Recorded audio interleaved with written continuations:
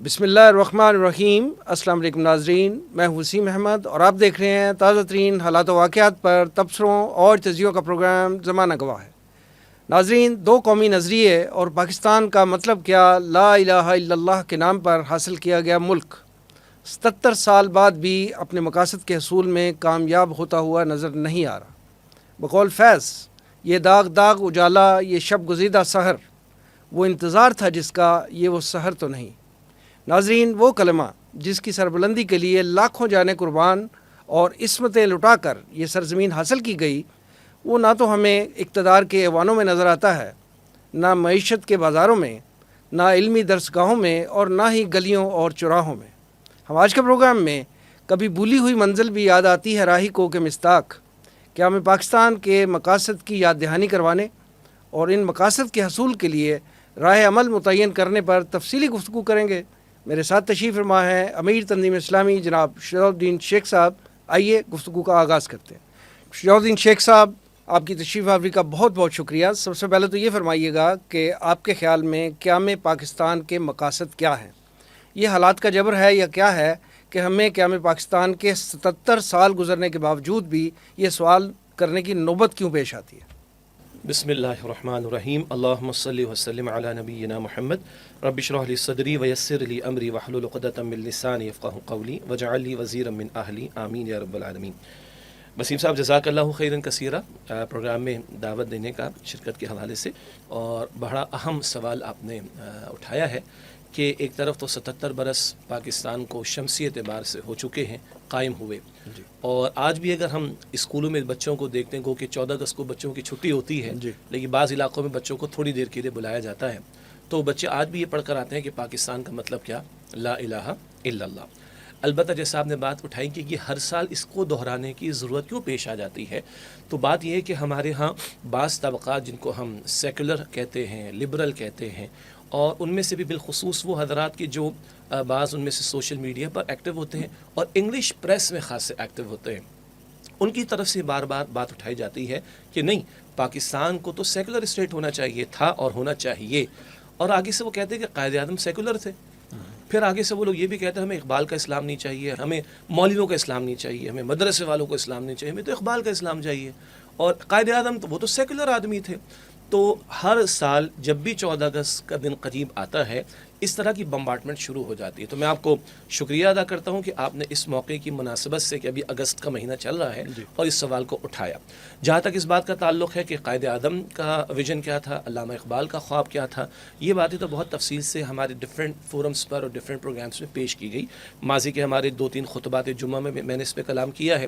بانی تنظیم اسلامی ڈاکٹر اسرار صاحب رحمۃ اللہ علیہ کا ایک بہت جامع خطاب ہے، علامہ اقبال اور قائد اعظم کا نظریہ پاکستان، اور اس میں اقبال کی شاعری بھی، الہ آباد کا خطبہ بھی، پھر علامہ اقبال نے جو لیٹرز لکھے تھے قائد اعظم کو، اس وقت کی مسلم لیگ کے چند رہنماؤں کے غلط طرز عمل سے مایوس ہو کر قائد اعظم برطانیہ چلے گئے تھے، اس سب کے حوالہ جات۔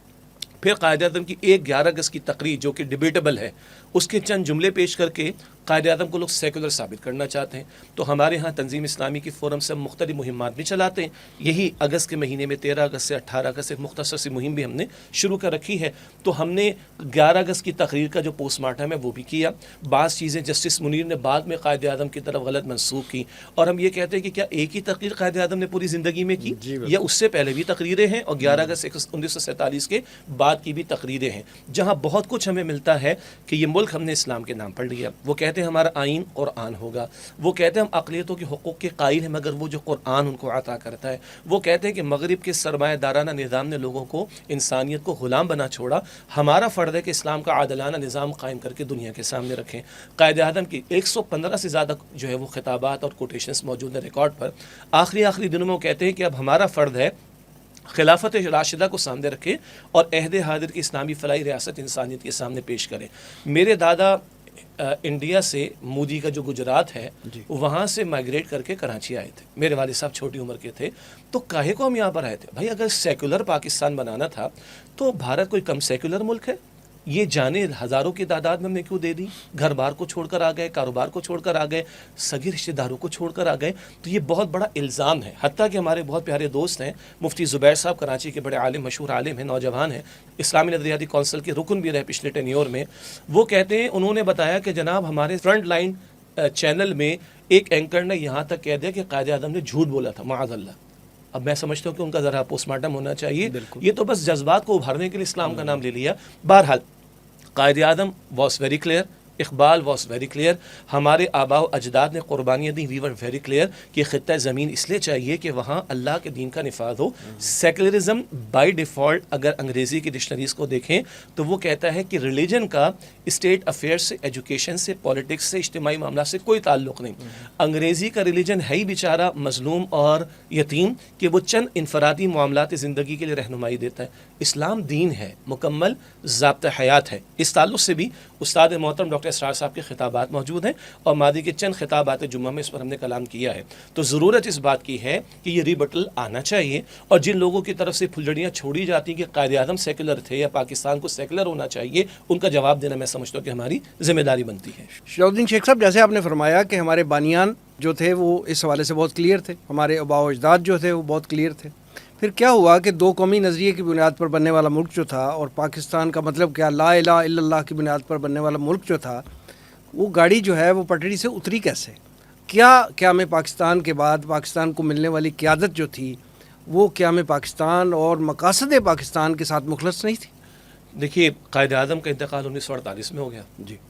اچھا، 1949 میں قرارداد مقاصد پاس ہوئی، 12 مارچ 1949. اور ہم نے جب دنیا میں سیکولرزم کا ڈنکا بجتا تھا، ہم نے کہا کہ حاکمیت اس ملک میں اللہ کے لیے. یہ تو سیکولرزم کے برعکس بات ہے نا. سیکولرزم تو ریلیجن کو کنفائن کرتا ہے انفرادی معاملات یا ایک بلڈنگ. یہ ڈکشنریز کا حاصل ہے، ایک ایسی بلڈنگ جو عبادت گاہ، وہاں تک تم اپنے ریلیجن پر عمل کر لو. ہم کہتے نہیں، اللہ کو جو ہم مانتے ہیں وہ زندگی کے تمام گوشوں کے لیے اس نے رہنمائی عطا کی. تو ہم نے قرارداد مقاصد پاس کر دی 12 مارچ 1949. آج بھی وہ ہمارے آئین کا حصہ ہے، بہت قیمتی ڈاکیومنٹ ہے. ہم نے کہا کہ حاکمیت اللہ تعالیٰ کی ہوگی اور کتاب و سنت کے خلاف کوئی قانون سازی نہیں ہوگی، اور یہاں کے عوام کو انفرادی اجتماعی زندگیوں میں دین پر عمل کرنے کے مواقع فراہم کیے جائیں گے. سمت بالکل ٹھیک تھی، ڈائریکشن بالکل ٹھیک تھی. اس کے بعد ایک بحث اٹھی بھائی کس کا اسلام آئے گا. آج بھی لوگ کہتے ہیں نا، دیوبندیوں کا آئے گا، بریلویوں کا آئے گا، آل الحدیث کا آئے گا، جماعت اسلامی والوں کا آئے گا، شیعوں کا آئے گا، سنیوں کا آئے گا. تو ہماری چوٹی کی دینی قیادت، یعنی 31 علماء چوٹی کے، سن 52-53 کی بات ہے، اور 22 نکات انہوں نے اگریڈ اپون ہمیں دے دی. ہماری تنظیم اسلامی کی ویب سائٹ ہے tanzim.org، وہاں پر بھی یہ 22 نکات موجود ہیں. کیونکہ مجھے بہت سارے تعلیمی اداروں میں اور تجارتی اداروں میں، ریاستی اداروں میں جانے کا موقع ملتا ہے. 90% لوگوں کو یہ بات نہیں معلوم کہ ہماری چوٹی کی قیادت، دینی قیادت، اس بات پر اتفاق کر کے دنیا سے گئی ہے کہ یہ 22 نکات ہیں، پوائنٹس ہیں. یعنی اسٹیٹ کا جو حکمراں ہوگا، ریاست کا حکمراں، اس کے اوصاف کیا ہوں گے. اسی طرح وفاقی سطح پر، صوبائی سطح پر، ضلعی سطح پر کیسے معاملات ہوں گے، اقلیتوں کے حقوق کا معاملہ، نظام تعلیم کا معاملہ، اینڈ سو آن. بڑے قیمتی نکات. وہ کہتے ہیں اگر ان 22 نکات کے مطابق آپ کوئی فریم ورک بناتے اور نظام حکومت چلاتے، 31 علماء نے سائن کر کے دے دیا کہ ہمیں اس پہ کوئی اختلاف نہیں. اور اس کو چیئر کر رہے تھے سید سلیمان ندوی رحمۃ اللہ علیہ. یہ ایک اور بڑا مائل سٹون تھا. اس کے بعد آپ کو پتہ ہے کہ لیاقت علی خان مرحوم بھی شہید کر دیے گئے. تو جو ایک وہ قیادت جو باقی اللہ کی مشیت ہے، ہم یہ نہیں کہہ سکتے تھوڑا عرصہ جی جاتے تو بڑا اچھا ہو جاتا. یہ تو اللہ کی مشیت کے معاملات. بعد میں تو ہم دیکھتے ہیں ایوب خان کا دور ہو، پھر ذوالفقار علی بھٹو صاحب کا دور ہو، خالص سیکولرزم کی طرف ہماری پیش قدمی کے معاملات. ضیاء الحق صاحب تشریف لائے، انہیں کچھ کام اچھے بھی کیے، جیسے آج اسلامیات اگر ہمارے سلیبس کے اندر ہے تو ان کے دور سے ہے. لیکن بہرحال انہوں نے بڑے دعوے کیے، لیکن شریعت کے نفاذ کی طرف پیش قدمی کا معاملہ نہ ہوا. اس کے بعد ہم دیکھتے ہیں کہ ایک میوزیکل چیئر کا معاملہ ہے. کبھی سول حکمراں آ جاتے ہیں، کبھی ملٹری حکمراں آ جاتے ہیں، کبھی وہ آتے ہیں اور کبھی وہ چلے جاتے ہیں. لیکن ان سب کی ترجیحات، میں اکراس دا بورڈ بات کر رہا ہوں، ہمارے ملٹری حکمرانوں کو، ملٹری کے لوگوں کو حکمرانی ملی ہو یا ہمارے سول لوگوں کو حکمرانی ملی ہو، ان سب کی ترجیحات میں دین شامل نہ رہا. البتہ کیونکہ ہمارا کوئی رول اپوزیشن والا تو ہے نہیں کہ ہم حکمرانوں کو برا بھلا کہہ دیں. عوام کا بھی قصور کم نہیں. ہمارے استاد ڈاکٹر اسرار صاحب فرماتے تھے رحمۃ اللہ علیہ، ذرا 2 پیسے کسی کے گھر میں زیادہ گئے، پردہ گھر سے نکال باہر. ذرا جیب بھری، عیاشوں کا معاملہ شروع ہو گیا.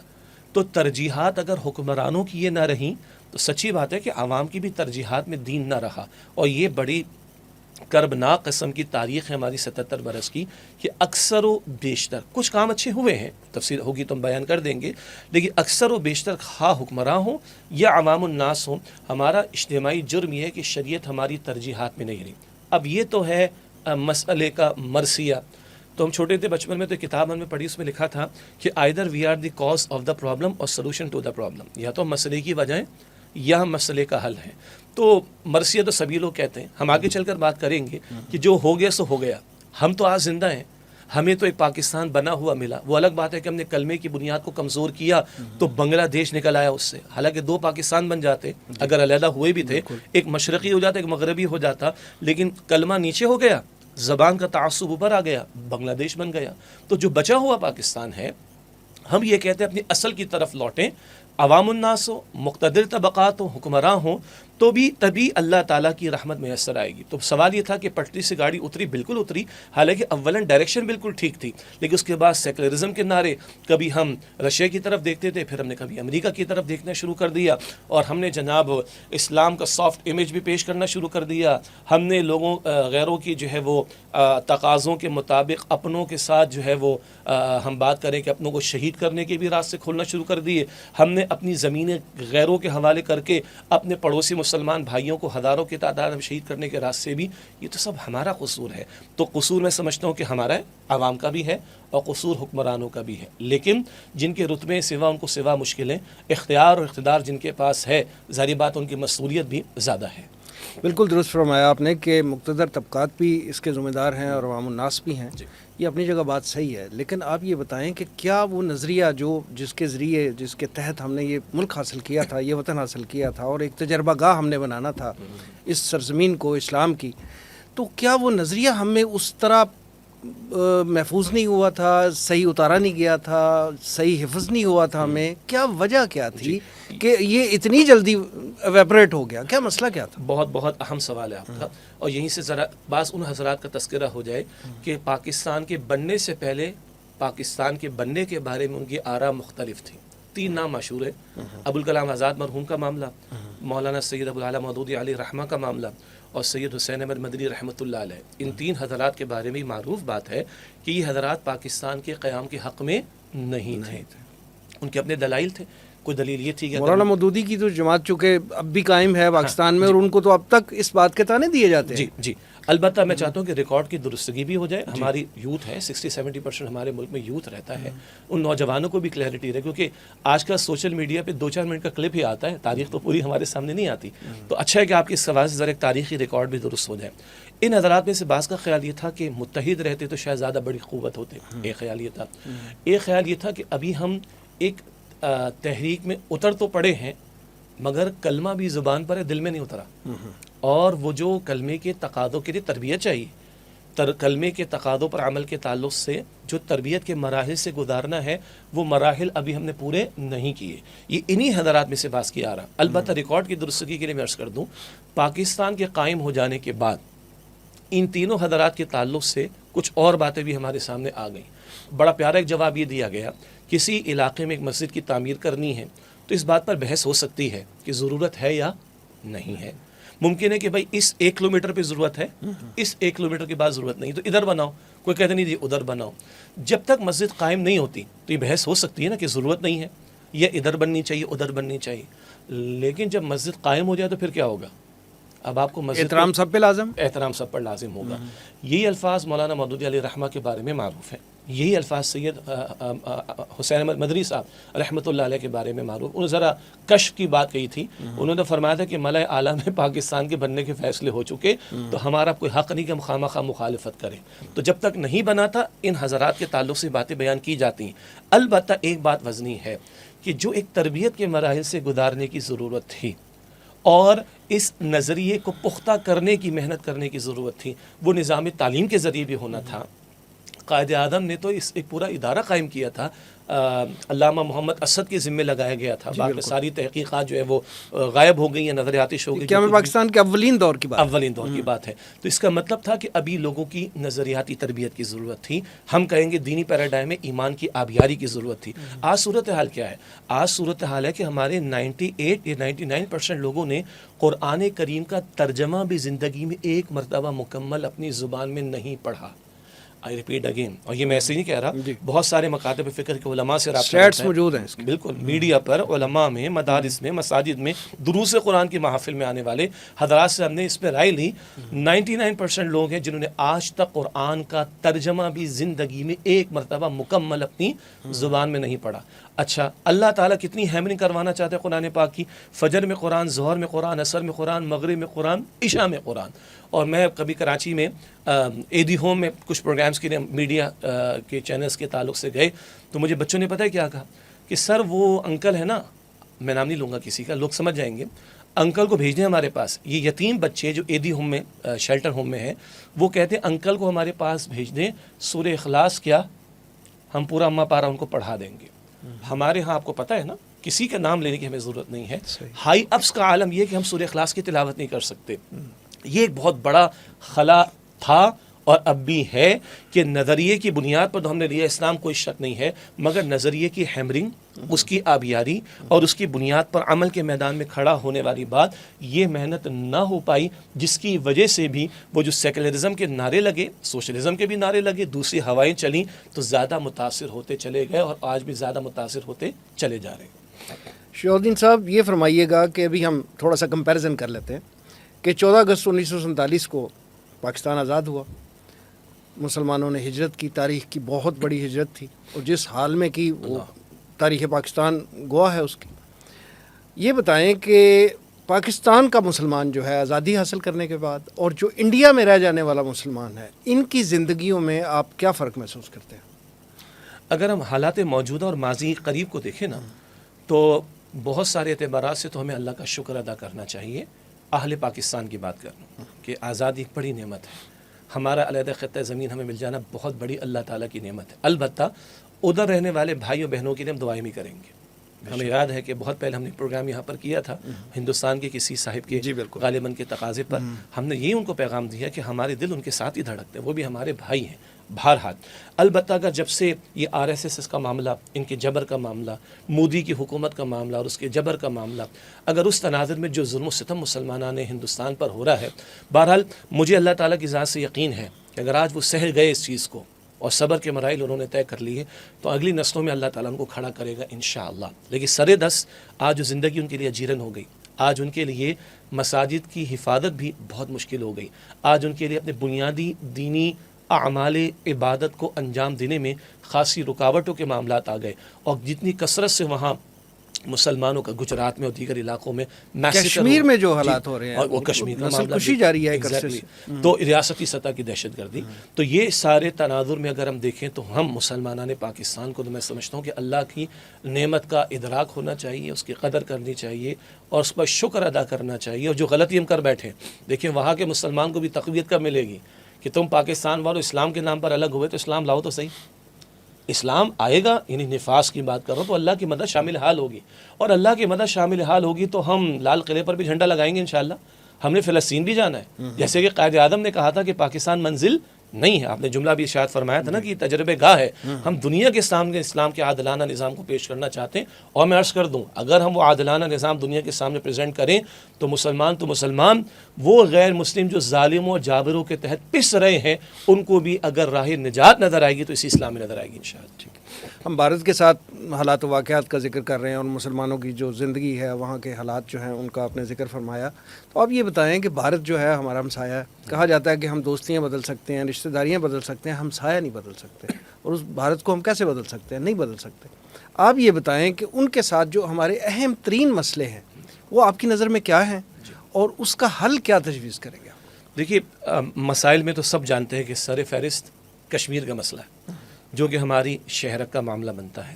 اسی طریقے پر بہرحال وہاں سے دریاؤں کا اس طرف آنے کا معاملہ بھی ہے، اور پانی کے مسائل پر ہر تھوڑے عرصے کے بعد لے دے کا معاملہ چل رہا ہوتا ہے. تو اس میں کوئی شک نہیں ہے کہ سب سے پہلے تو کشمیر جو کہ ہماری شہرک کا معاملہ ہے، اس مسئلے کا تصفیہ ہونا چاہیے، اس کا حل ہونا چاہیے. ساری UN کی قراردادیں وہ ایک طرف رہ گئیں. ہاں کیونکہ مسلمانوں کا مسئلہ ہے نا، یہ بھی تو مغرب کا مکروہ چہرہ ہمارے سامنے کھلتا ہے نا، کئی مغربی ممالک کا، کہ دنیا کے اندر ایسٹ تیمور کی بات آئے تو راتوں رات جو ہے فیصلے ہو جاتے، کیونکہ عیسائیوں کا امریکہ کئی دفعہ ثالثی کا ذکر کر چکا ہے، وعدے کر چکا ہے. جی لیکن جب بات مسلمانوں کی آتی تو ظاہر بات ہے کہ ارزاں خون تو مسلمان کا ہی ہے نا زمین پر، چاہے وہ فلسطین میں بہتا ہو چاہے وہ کشمیر میں بہتا ہو. تو یہ تو ان لوگوں کا ایک مکروہ چہرے کا معاملہ ہے. ایک جملہ اچھا آپ نے بیان فرمایا، کوئی ہمسائیگی کا بھی تو حق ہوا کرتا ہے، اور اللہ کے پیغمبر علیہ الصلاۃ والسلام نے تو کافر ہمسائے کے بارے میں بھی حقوق کا تذکرہ فرمایا ہے. البتہ وہ انفرادی سطح کے معاملات ہیں کہ جہاں کافر ہمسائے کے ساتھ ایک بہتر رویہ اختیار کرنے کی ترغیب ہمیں دلائی گئی، لیکن یہاں تو معاملہ اجتماعی ہے. اور سچی بات یہ ہے کہ بھارت نے یا وہاں کے ہندوؤں نے اس دھرتی کی تقسیم کو آج تک کبھی قبول نہیں کیا، ذہنی طور پہ قبول ہی نہیں کیا. تو ظاہری بات ہے اس ذہنیت کے ساتھ یہ تصفیے کے معاملات ہونا خاصے مشکل ہمیں دکھائی دیتے ہیں. سر دست ہم کیا کر سکتے ہیں؟ میں سمجھتا ہوں کہ جتنے عالمی فورمز ہمیں اویلیبل ہیں، خالی ایئرپورٹ پہ میں ٹریول کرتا ہوں، لاہور میں، اسلام آباد میں، کراچی میں، وہ جناب اسلام آباد میں ہم نے ایئرپورٹ پہ اسکرینز لگا دی ہیں، اتنے دن گزر گئے، اتنی شہادتیں ہو گئیں. یہ اسکرینز کے لگانے سے بات نہیں چلے گی. جس کو آپ کہتے ہیں کہ موبلائز کرنا اپنی ریاستی قوت کو اور تمام عالمی فورمز پر اس کو آواز کو بلند کرنے کی بات کرنا، عربوں سے بھی کوئی اچھے ہمیں تاثرات نہیں ملے. اور ظاہری بات ہے کہ عربوں کا معاملہ بھی اکثر و بیشتر مادیت پرستی والا ہے، اور بہرحال 1.5 ارب کی اب آبادی ہندوستان کی کم و بیش، اور اتنی بڑی مارکیٹ ان کے پاس بھی موجود ہے. لیکن بہرحال جتنے عالمی فورمز ہو سکتے ہیں میں سمجھتا ہوں کہ ان پر آواز کو بلند کرنے کی ضرورت ہے. اور سچی بات میں دل سے عرض کرتا ہوں، یہ پاکستان کس نام پر لیا تھا ہم نے؟ اسلام کے نام پر. کشمیر کا مسلمان آج بھی کیا کہتا ہے؟ تیرا میرا رشتہ کیا؟ لا الہ الا اللہ. پاکستان سے رشتہ کیا؟ لا الہ الا اللہ. وہ تو انتظار میں کہ تم جو 77 برس سے الگ لے کر بیٹھے ہو اس پاکستان کو، اس کو اسلامی تو بنا دو. ہمارے ہاں تو کہا جاتا ہے بعض ڈکٹیٹر حضرات نے اسلامی کے لفظ اڑا دینے کی کوششیں کی، اتنا بعض سیکولر لوگوں کو برا لگتا ہے معاذ اللہ. تو آج اگر ہم اس مملکت خداداد جس کو اسلام کے نام پر ہم نے لیا، اگر واقعتاً یہاں ہم اسلام کے عادلانہ نظام کو قائم کرتے ہیں، ادھر کے مسلمان کا دل بھی بڑا ہوگا، اور ادھر بھی جد و جہد آزادی کو تحریک ملے گی، اور وہ جذبہ بیدار ہوگا. اور اسے کشمیر کی بات نہیں کر رہا، 25-27 کروڑ مسلمان ہندوستان میں رہتا ہے. اگر ادھر پاکستان جو اسلام کے نام پر لیا ہے اس کو واقعتاً ہم اسلام بھی بناتے ہیں تو صرف کشمیر کا مسلمان نہیں، ہندوستان کے مسلمان کے جذبات کو بھی جلا ملے گی. اور میں سمجھتا ہوں کہ اللہ کا جو وعدہ، ہم تو دینی پیراڈائم میں بات کر رہے ہیں، اللہ کا مدد کا وعدہ کب ہے؟ وہ فرماتا ہے سورہ محمد صلی اللہ علیہ وسلم کی آیت نمبر 7 میں، یا ایھا الذین آمنوا ان تنصروا اللہ ینصرکم. ایمان والو تم اللہ کی نصرت کرو گے تو اللہ تعالیٰ تمہاری نصرت فرمائے گا، مدد فرمائے گا. ویثبت اقدامکم، و تمہارے قدموں کو مضبوطی عطا کر دے گا. تو میں سمجھتا ہوں عالمی فورم پر بات ہو، بلکہ ایک اور بات ڈاکٹر سرار صاحب فرماتے تھے رحمۃ اللہ علیہ، صرف کشمیر نہیں پورے ہندوستان کے لیے. سونیا گاندھی نے کیا کہا تھا؟ ہمیں پاکستان پر کوئی اٹیک کرنے کی ضرورت نہیں، ان کے گھروں میں ہماری فلمیں پہنچی نہیں. ہمارا جو گوالا ہوتا ہے نا، دودھ نکالتا ہے نا صبح گائے کا یا بھینس کا، تو اس کے ہاتھ میں بھی حرکت نہیں آتی جب تک کہ وہ انڈین گانا نہیں سنتا. ہمارے بچوں کی آنکھ نہیں کھلتی، تو یہاں تک پہنچ گئی. جی ہمارے بچوں کی آنکھیں نہیں کھلتی ہیں، میجورٹی کی بات کر رہا ہوں، جب تک وہاں کا کارٹون، وہاں کی فلم یا ڈرامہ نہ دیکھ لیں. انا للہ و انا الیہ راجعون. تو اگر انہوں نے ہمیں ثقافتی سطح پر مغلوب کیا، اپنی ثقافت ہم پر تھوپی. میں بڑی سخت بات عرض کروں، کراچی میں جہاں جمعے کی پہلے ذمہ داری تھی، ایک دفعہ خطاب جمعہ میں نے سخت بات کہہ دی، نکل گئی، اور اس کے بعد اس کو ڈیفینڈ بھی اللہ تعالیٰ نے کروا دیا. میں نے کہا کہ ہمارے بچے جو ہے نا، وہ کبھی کبھی مولوی صاحب سے کہتے ہیں نکاح پڑھانے کے بعد، مولوی صاحب وہ پھیرے نہیں ہوئے ابھی تک، کیونکہ وہ فلموں میں پھیرے دیکھتے تھے نا. اچھا، تو میں نے کہا بھائی اب بچہ یہ بھی پوچھے گا، اور یہ ہوا ہے کہ دادا کی چتا نہیں جلی ابھی تک، یہ مسلمان بچے کہہ رہے ہیں. جی. اگلی بات میں نے کہی کہ کل ہمارا بچہ یہ نہ کہے کہ مسجد میں سجدہ تو کر رہے ہیں، ہمارا بت کدھر ہے. تو لگ گئی لوگوں کو بری. میں نے کہا لگے گی تو صحیح، لیکن آپ سوچیں اگر وہ پھیروں کی بات کر رہا ہے، اگر وہ چتا کی بات کر رہا ہے، تو کل وہ بت کی بات نہیں کرے گا. تو ڈاکٹر سرار صاحب فرماتے تھے رحمۃ اللہ علیہ، یہ شیطانی امور اور اعمال پر مبنی ثقافت وہ انہوں نے ہم پر تھوپ دی. کیا ہمارے پاس قرآن نہیں ہے؟ ہمارے پاس ایمان نہیں ہے؟ ہمارے پاس محمد مصطفیٰ کا اسوہ نہیں ہے صلی اللہ علیہ وسلم؟ تو کیوں نہ دعوت کے اعتبار سے ہم ان کو تسخیر کرنے کی کوشش کریں. اور آج دنیا گلوبل ہو گئی نا، اسمارٹ فون آپ کے سامنے بھی رکھا ہے، دنیا گلوبل ہو گئی. تو ایک ہے عالمی فورمز پر وہاں کے مسلمانوں کے لیے بات کو اٹھانا، بالخصوص کشمیر نمبر 1. نمبر 2، یہ اب نمبر 3 کو میں نمبر 2 پر لے کر آ رہا ہوں، اس قرآن کی ایک بھرپور دعوت ادھر پہنچانے کی کوشش کرنا، چاہے حالات کتنی مشکل کیوں نہ ہو. اور نمبر 3، جس پاکستان کو ہم نے علیحدہ کیا، یہ خطہ زمین ہم نے کاٹا ہے. بھئی ادھر بھی پنجاب ہے ادھر بھی پنجاب ہے، ہم نے کاٹا کس بنیاد پر؟ لا الہ الا اللہ کی بنیاد پر. اگر اس بنیاد کو ادھر مضبوط کر کے اسلام کا عادلانہ نظام ادھر قائم کرتے ہیں تو صرف کشمیر نے ہندوستان کے مسلمانوں کے جذبات کو جلا ملے گی. اور میں اس سے اگلی بات کرتا ہوں، یعنی جسٹس جاوید اقبال کے بیٹے ڈاکٹر اسرار صاحب نے ذکر کیا کہ وہ گئے تھے افغانستان ملا عمر رحمۃ اللہ علیہ کے دور میں، اور جو انہوں نے اس وقت کے یعنی اس وقت طالبان افغانستان ان کی سادگی کو دیکھا. حکمراں ہے اور وہ ٹوٹی کرسی پہ بیٹھا ہوا ہے، گورنر ہے وہ سائیکل پہ چل کر آ رہا ہے، اور گورنر ہے وہ سوکھی روٹی ڈبو کر پانی میں کھا رہا ہے. اللہ اکبر. اور ہندو اور سکھ راتوں کو اپنی دکانیں کھلی چھوڑ کر جا رہے ہیں، ان کو پتہ ہے کہ مسلمان ہماری حفاظت کے لیے یہاں پر موجود ہیں. جسٹس جاوید اقبال نے کہا اگر ان کو سسٹین کرنے کا موقع مل گیا اور 2-4 ملکوں نے ان کا ریپلیکا کر لیا تو یہ مغرب کا باغیانہ سرکشی والا نظام تو ہو جائے گا ختم، اور اسلام عادلانہ نظام اس کا پوری دنیا پر آئے گا.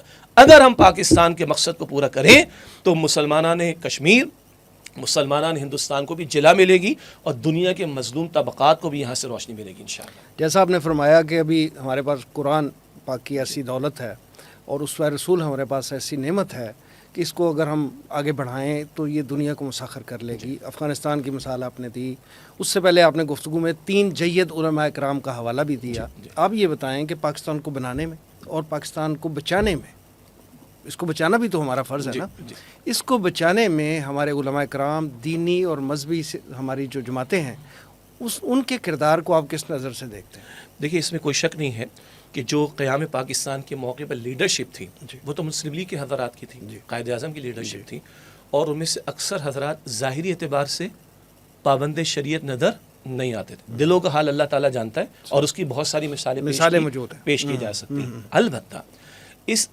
قیادت کو موٹیویشن دینے والے اور اس قیادت کا ساتھ دینے والے بڑے بڑے علماء کرام تھے، تمام مکاتب فکر سے، خواہ وہ دیوبند مکتب فکر ہو، اہل الحدیث مکتب فکر ہو، بریلوی حضرات کا مکتب فکر ہو، اور ہر مکتب فکر کے ہاں کتابیں موجود اس پوری تاریخ پر. ہم دل وسیع کر کے بات کر رہے ہیں. تو ایک تو اور کیونکہ کرنٹ جو آیا تھا اس تحریک میں وہ تو کلمے سے آیا تھا، اور بٹ نیچرل کلمے کی جب ہم بات کریں گے، دین کی جب ہم بات کریں گے، تو دین کے جو نمائندے ہیں علماء کرام ہیں. علماء کرام سے ہماری مراد جو ڈاکٹر اسرار صاحب فرماتے تھے نا 14 صدیوں کی سلسلۃ الذہب جو چلی آ رہی، مسند علماء کرام، ان میں سے بہت سے حضرات نے اس قیادت کا ساتھ دیا. قائد اعظم کا جنازہ کس نے پڑھایا تھا جی؟ علامہ شبیر احمد عثمانی صاحب نے رحمۃ اللہ علیہ. اور ادھر مشرقی پاکستان ادھر مغربی پاکستان دونوں عثمانی برادران نے پرچم کشائی کی تھی نا.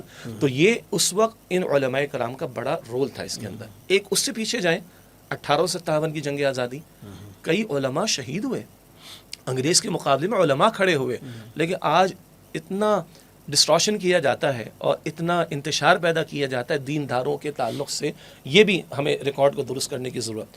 تو اس وقت انگریز کے مقابلے میں کئی علماء نے جانیں دیں، شہید ہوئے ہیں، اور تحریکیں چلائی ہیں. جی تحریکیں چلائی. ریشمی رومال کی تحریک ہے، شیخ الہند مولانا محمود الحسن. ہاں ایک ان کی اسٹریٹجی کیا تھی، انگریز آ گئے، اس کا مقابلہ کرنا فی الوقت ہمارے بس میں نہیں، تو تھوڑا ڈیفینسو ہو جاؤ اور قال اللہ قال رسول کی صدائیں بلند رکھو تاکہ امت کا عقیدہ بچا سکو، اور جو اس وقت 13 صدیوں سے جو دین ہم تک پہنچا وہ محفوظ رہ سکے. یہ بڑا رول تھا، اس میں کوئی شک نہیں ہے. البتہ قیام پاکستان کے بعد ڈیفینسو رہنے کی ضرورت نہیں تھی. ہم سمجھتے ہیں کہ ان کو اگریسو ہونا چاہیے تھا. اچھا ایک اگریسو تو ہمیں ہوتے ہوئے نظر آتے ہیں کہ جب دستور ساز اسمبلی میں قرارداد مقاصد پاس ہوگی، وہ دستور ساز اسمبلی میں پاس ہوئی تھی، کسی دارالعلوم میں یا دارالفتہ میں پاس نہیں ہوئی تھی، مگر پیچھے علماء تھے. پھر وہ 31 علماء کے 22 نکات، وہ بھی علماء اس میں موجود تھے. لیکن وہ اسٹریٹجی جو قیام پاکستان سے پہلے کی تھی کہ امت کے عقیدے کو بچاؤ، دین کو محفوظ رکھو، بالکل صحیح تھی، کامیاب یہی رہے. یعنی ڈاکٹر اسرار صاحب فرماتے تھے رحمۃ اللہ علیہ، دیوبند کی اسٹریٹجی کامیاب ہو گئی اور علی گڑھ کی اسٹریٹجی ناکام ہو گئی. وہاں والے تو انکار سنت پر اور انکار موذر نہ جانے کہاں کا نکل گئے. لیکن کیا قیام پاکستان کے بعد بھی ڈیفینسو موڈ درست تھا؟ ہم سمجھتے کہ نہیں، بلکہ آگے جس ملک کو کلمے کے نام پر لے لیا، اب اس ملک کو کلمے کی بنیاد پر پروان چڑھانا اور اس کے اندر عادلانہ نظام کو قائم کرنا، اس کی ضرورت ہے. ایک تو یہ میں چاہ رہا تھا کہ انالیسس ہو جائے. اس کے بعد ہماری دینی سیاسی جماعتوں کا کردار، جس میں بھارت جماعت اسلامی بھی ہے، پھر اس کے بعد جمعیت علماء اسلام بھی ہے. ان حضرات نے یہ محسوس کیا کہ ہم انتخابی سیاست کے راستے سے آ کر یہاں میجورٹی حاصل کریں گے، اور اسلامی شریعت کو نافذ کرنے کی جد و جہد کریں گے. اخلاص پر ہمیں کوئی شک نہیں، نہ ہم اس پہ ڈیبیٹ کر سکتے، کسی کے دل میں جھانکنا ممکن نہیں، مگر اس کے کچھ نقصانات بھی ہوئے. پھر بقول ڈاکٹر اسرار صاحب رحمۃ اللہ علیہ کے ووٹ بینک تقسیم بھی ہوا کہ بھائی یہ دینی ہے مگر یہ بریلوی ہیں، یہ دینی ہے مگر دیوبندی ہیں، اور یہ دینی ہے مگر اہل الحدیث ہیں. تو ووٹ بینک تقسیم ہوا اور دوسرے قسم کے افراد سیکولر مائنڈڈ لوگ ان کو میجورٹی ملتی چلی گئی. آج ہم 2024 میں پروگرام کر رہے ہیں تو ہمارے سامنے کچھ مثالیں ہیں بعض بڑی دینی سیاسی جماعتوں کی جن کے ذمہ داران سے ملاقات بھی رہتی ہے اور سربراہان سے بھی. اور اتنا میں بالکل ان کو کریڈٹ دوں گا، ان حضرات نے تسلیم کیا کہ ہم بھی سمجھتے ہیں کہ اس فرسودہ انتخابی سیاست کے نظام سے اس مملکت میں اسلام نہیں آ سکتا. تو میں نے کہا الحمدللہ. البتہ وہ کہتے کہ جی ہم چاہتے کہ ان رہیں اور کچھ نہ کچھ آواز پارلیمنٹ میں ادھر ادھر بلند کرتے رہیں. تو میں نے کہا کیا اچھا ہو کہ کبھی تحریک کے راستے سے ہم پاکستان کی طرف آئے تھے، تو اب تحریک کے راستے سے نفاذ اسلام کی طرف آئے تو. اور یہی وہ انالیسز ہے کہ 14 اپریل 2010 کو ڈاکٹر اسرار صاحب رحمۃ اللہ علیہ کا انتقال ہوا تھا، اللہ ان کے درجات بلند فرمائے. جب ڈاکٹر صاحب کا انتقال ہوا 14 اپریل 2010 کو، انہی دنوں میں یہیں لاہور میں جامعہ اشرفیہ میں مکتبہ دیوبند کی چوٹی کے 250 علماء موجود تھے، اور ان میں سے بعض حضرات شہید ہو گئے جیسے کہ مولانا سمیع الحق شہید صاحب رحمۃ اللہ علیہ، بعض کا انتقال ہو گیا مولانا سلیم اللہ خان صاحب رحمۃ اللہ علیہ. تو دیوبند کی سیاسی قیادت بھی اور علمی مذہبی قیادت بھی موجود تھی. اور جب وہ مکمل ہوا 2-2.5 دن کا اجتماع، ڈاکٹر صاحب کا انتقال بھی ہوا. ان حضرات نے جو اعلامیہ اور ڈیکلیریشن جاری کیا، ہم نے بھی اپنے یہاں چھاپا اس کو، اور مولانا زاہد الراشدی صاحب میں ہر تھوڑے سے بعد وہ اسلام اخبار میں اس کو شائع کرتے ہیں. اور جب مجھ سے ملاقات ہوتی ہے میں ان کو گزارش کرتا ہوں کہ ذرا اس پہ توجہ دلائیں بڑوں کی. بولے بیٹا آپ لوگ کام کریں، ہماری دعائیں آپ کے ساتھ ہیں. ٹھیک ہو گیا. اس میں ڈیکلیریشن کیا تھا جس کو تحریر کیا تھا مفتی تقی عثمانی صاحب نے اور علامہ زاہد الراشدی صاحب نے. اس وقت بھی ملک میں دہشت گردی کے مسائل تھے اور معاشی مسائل بھی تھے، سب مسائل ہم اگری کرتے ہیں کہ ہیں. البتہ ان حضرات کا انالیسس اس اعلامیہ کا یہ تھا کہ سب سے بڑا مسئلہ ملک کا کیا ہے، ملک لیا اسلام کے نام پر، شریعت ہم نے یہاں پر نافذ نہیں کی. تو ہماری سب سے بڑی ترجیح کیا ہونی چاہیے، اب الفاظ نوٹ کیجیے گا، غیر مسلح پرامن مطالباتی تحریک نفاذ شریعت کے لیے. ناظرین بھی الفاظ نوٹ کر لیں، میں دہرا رہا ہوں، اس کی وجہ ہے غیر مسلح پرامن مطالباتی تحریک نفاذ شریعت کے لیے. یہ الفاظ میں نے کیوں دہرائے؟ ڈاکٹر اسرار صاحب رحمۃ اللہ علیہ کے ارلی 80s کے خطابات جمعہ ہیں، منہج انقلاب نبوی کے عنوان سے وہ چھپتے ہیں، 11 خطبات جمعہ. ڈاکٹر صاحب نے یہ انالیسس کیا کہ رسول اللہ علیہ السلام نے انقلاب کیسے برپا کیا، اور آج کے دور میں ہمیں بھی اسی فالو کرنا چاہیے. فرق یہ آ جائے گا کہ حضور کے سامنے کفار و مشرکین تھے، ہمیں مسلمان معاشرے میں کام کرنا ہے. اسی لیے وہاں وہ بھی پرامن کے الفاظ استعمال کرتے ہیں، غیر مسلح کی بات کرتے ہیں، مطالباتی تحریک کی بات کرتے ہیں، اور شریعت کے نفاذ کی بات کرتے ہیں. تو میں تو اس کو یوں جوڑتا ہوں کہ وہ اللہ کے بندے ڈاکٹر اسرار صاحب علیہ رحمہ 1981-82 سے جو کہتے رہے، 2010 30 سال ہو گئے. 30 سال کے بعد جب ان کا انتقال ہو رہا ہے تو مکتبہ دیوبند کی چوٹی کی علمی سیاسی قیادت بھی تقریباً اسی نتیجے پر پہنچی کہ ہمیں پرامن مطالباتی غیر مسلح تحریک نفاذ شریعت کے لیے چلانی چاہیے. یہی دعوت تنظیم اسلامی پیش کر رہی ہے. انتخابی سیاست کے چکر میں رہ کر ہم نظام چلا سکتے ہیں، بدل نہیں سکتے. اور آج کیسا نظام چل رہا ہم سب کو پتا. تو ہائبرڈ نظام کی باتیں ہو رہی، ہم نے ملٹری والوں کو بھی دیکھ لیا، سول والوں کو بھی دیکھ لیا. سول والے جی ایچ کیو کی طرف بھی دیکھتے ہیں، پھر کبھی ناراض بھی ہو جاتے ہیں، ان کو برا بھلا بھی کہتے ہیں، پھر ان کے کندھوں پر بیٹھ کر آ بھی جاتے ہیں. یہ میوزیکل چیئر ہم 5 صدی سے دیکھ چکے. ہمارا بھی خیال یہ ہے کہ پرامن مطالباتی تحریک غیر مسلح نفاذ شریعت کے لیے، البتہ اس کے لیے وہ منظم افراد جو درمیان میں آئی تھی، قرآن کے ذریعے ایمان کی آبیاری، ان کو منظم کرنا، اللہ والا بنانا، اور ان کو معاشرے کے اندر دعوت کے کام سے گزارنا، صبر کے مراحل سے گزارنا، اور تحریک برپا کرنا نفاذ شریعت کے لیے.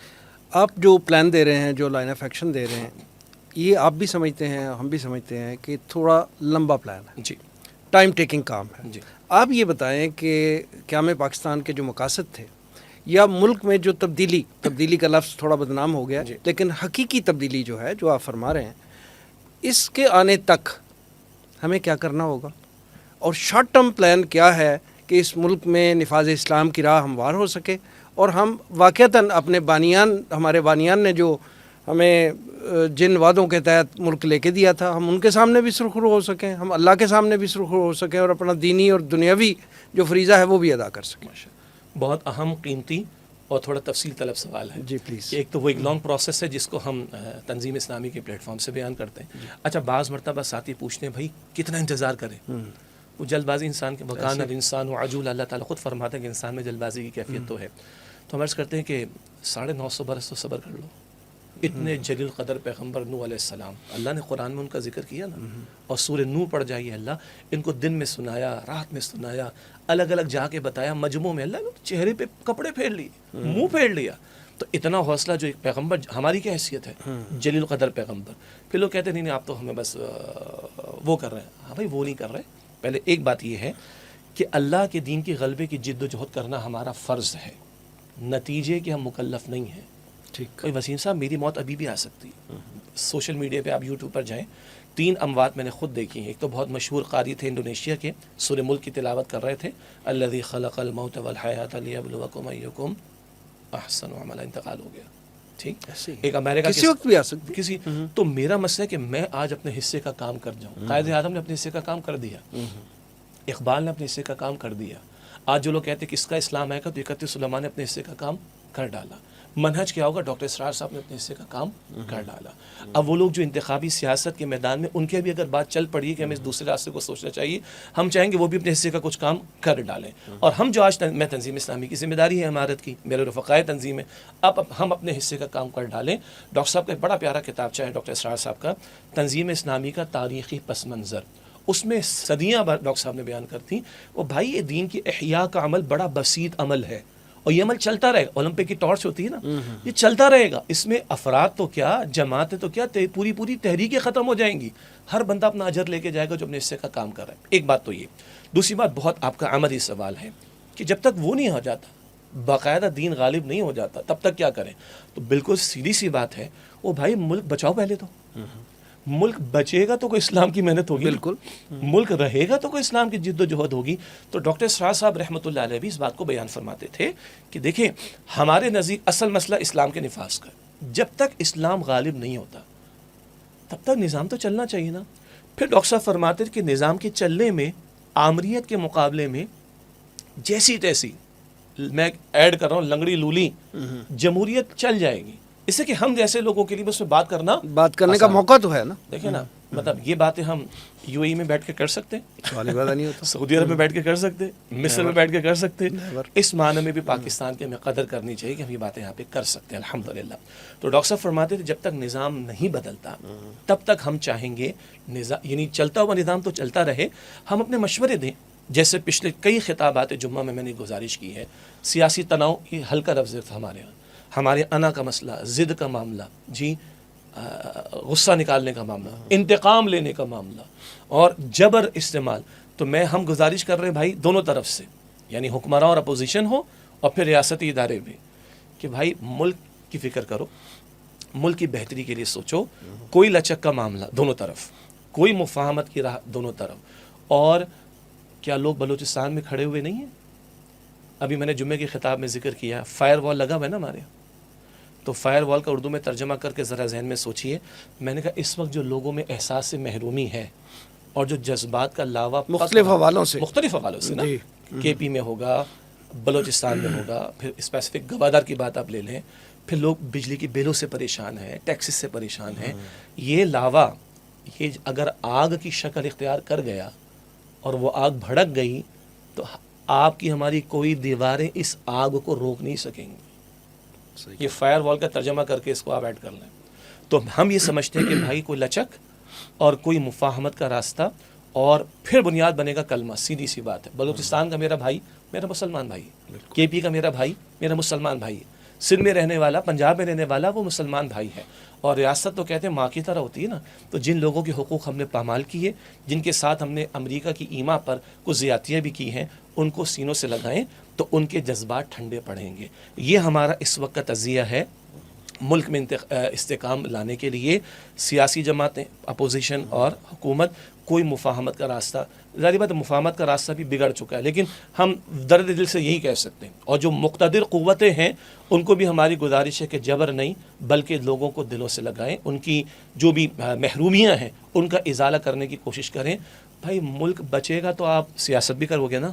بالکل. ملک بچے گا تو آپ کے مقتدر طبقات کا اقتدار بھی رہے گا، طاقتور حلقوں کی طاقت بھی بچے گی. ہمارا اس میں بینیفٹ یہ ہے کہ ملک بچے گا تو ہم دین کی بات کر سکیں گے. تو تو یہ ہمارے مشورے ہوا کرتے ہیں. ڈاکٹر اسرار صاحب رحمۃ اللہ علیہ بھی جمعے کے خطبات میں مشورے دیتے تھے. حکمرانوں کو ان کا خطاب جمعہ کا کیسٹ کا بھی جایا کرتا تھا. کبھی وہ خطوط لکھا کرتے تھے. آج بھی ہم الحمدللہ کبھی president house, prime minister house, ISPR، members of parliament, senate کے اراکین ہوں، قومی اسمبلی کے اراکین ہوں، اسی طرح ججز، اسی طرح میڈیا پرسنس، موقع محل کی مناسبت سے 14 اگست کی بات آ گئی تو سیکولرزم کا نعرہ لگتا ہے، ہم نے سب کو لکھا ہے. ہم اخبار میں اشتہار دیتے. ابھی پروگرام شروع ہونے سے پہلے کے اشتہار میں نے فائنل کیا ہے، کل کے اخبار میں چھپے گا انشاءاللہ تعالی. تو کہنے کا مطلب ہے کہ ہم دردمندی کے ساتھ ملک کے استحکام کے لیے مشورے بھی دیتے ہیں. یہ ہمارے بس میں اختیار ہمارے پاس نہیں ہے. اور ان دا لانگ رن جو اصل مسئلہ ہے وہ یہ ہے کہ اب وہ ایک سجدہ جسے تو گراں سمجھتا ہے، 1000 سجدوں سے دیتا ہے آدمی کو نجات. جب تک ہم نفاذ اسلام کی طرف پیش قدمی نہیں کریں گے صحیح معنی میں ہمارے مسائل حل نہیں ہوں گے. لیکن لیس دین دیٹ ملک چلنا چاہیے، اس کے استحکام کے لیے ہم مشورے دیتے رہیں گے انشاءاللہ. شیخ الدین شیخ صاحب پروگرام میں تشریف آوری کا بہت بہت شکریہ.